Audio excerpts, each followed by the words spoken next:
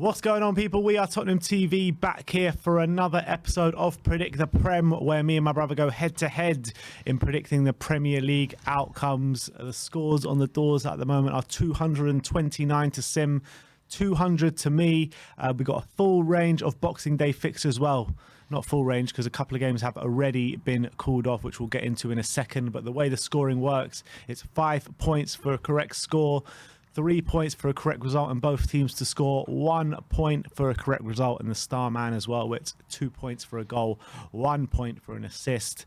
And let's get into it. Liverpool against Leeds is called off.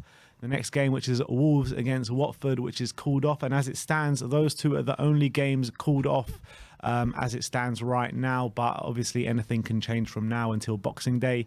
But let's get into the first game that we're predicting, which is Burnley against Everton. And I've gone for 1-1. I've gone for 1-0 Burnley. I've gone for them to shade it. It's going to be, I can see it being a very close game. Burnley, actually, despite the fact that they haven't won too many games, they are playing quite well, and I can see them scoring. I can see them keeping Everton out as well, with Everton not having too many options up front. So I've gone for 1-0 Burnley. Interesting. I've gone for 1-1. I couldn't really split the sides. Everton actually had a spirited performance with a lot of players out. Burnley are like the draw team at the moment. So I think this game's got a draw written all over it. So that's why I've gone for 1-1. But let's move on. Man City against Leicester. I've gone for 2-0. I've gone for 3-0. Yeah, I've gone for 2-0 just because Man City just blowing everyone away at the moment. To be honest, I could see Leicester getting a goal, but Man City's defence probably will provide a stern test. So I've just gone for 2-0. Yeah, I mean, Leicester, they'll be kicking themselves midweek. They didn't get over the line in the semi-final, and I think the fact they couldn't prevent a very weakened Liverpool team from coming back shows the level they're at the moment. I can see them struggling badly against Man City, who are firing on all cylinders by all accounts, so I'm expecting a dominant victory. All right, let's move on to Carrow Road, where Norwich welcome Arsenal, and we've gone for the exact same scorelines in 2-0. Norwich's honeymoon period under Dean Smith well and truly over, and Arsenal are playing well against these sort of teams, so I'm going 2-0. Yeah, and I can't see Norwich getting anything out of this Arsenal side, unfortunately. As much as I'd love it to happen, Norwich are just simply too weak, so it has to be Arsenal victory, unfortunately. All right, let's move over to Spurs against Crystal Palace, and I've gone for 3-0. I went 3-1. I just feel like Palace have a lot of talent there. Zaha, Benteke, Edouard, Conor Gallagher. I could see them troubling Tottenham.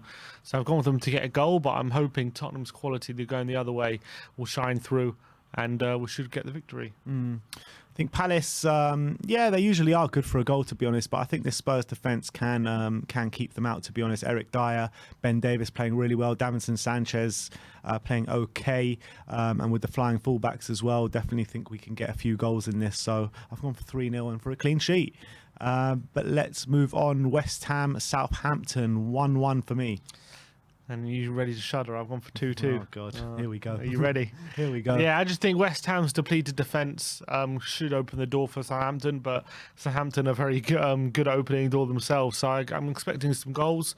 If Antonio's back, I'm expecting West Ham to have a bit more going forward. But I expect some openings for Southampton to exploit, so I've gone for 2-2.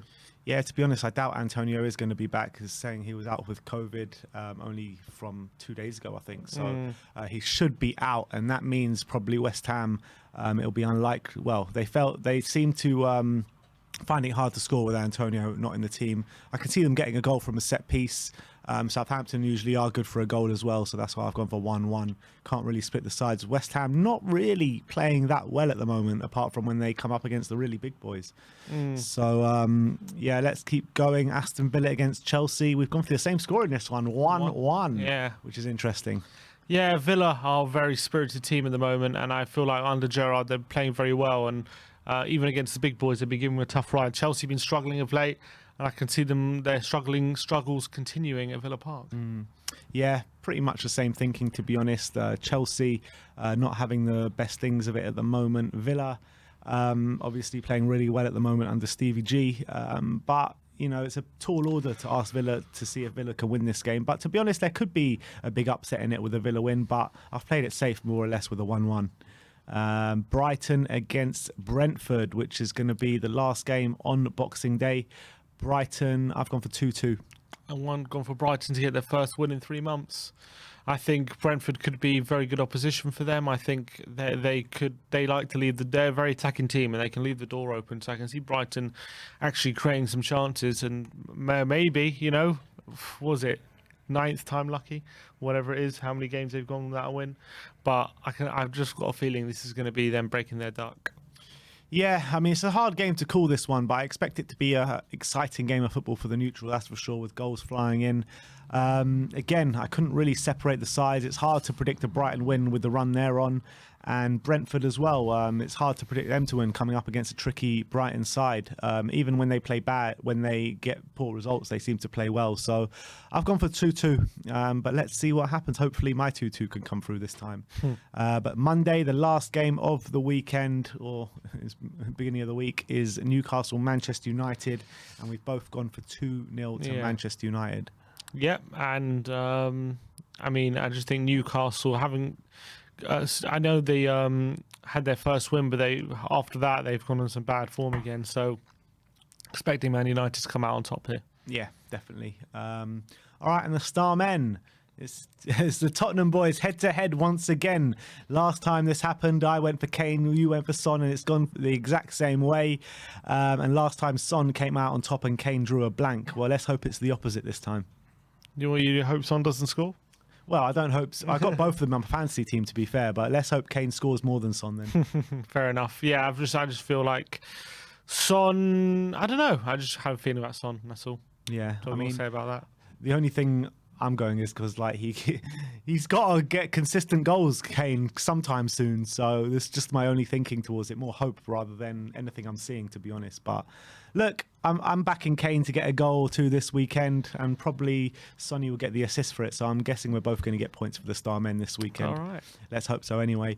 But that is the Predict the Prem. I want to know your predictions in the comment section below. I want to know who you think is going to come on top this week. Is it going to be me or Sim? Let me know in the comment section below. Like, subscribe and comment. And as always, come on you Spurs.